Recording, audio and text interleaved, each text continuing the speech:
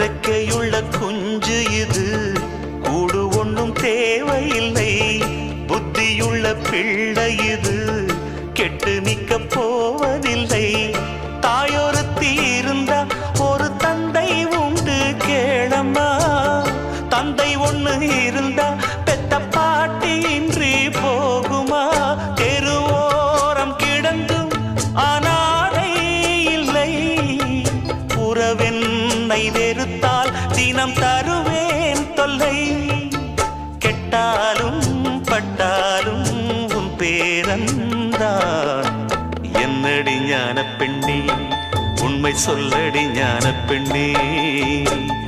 நடந்தால் 2 அடி, இருந்தால் 4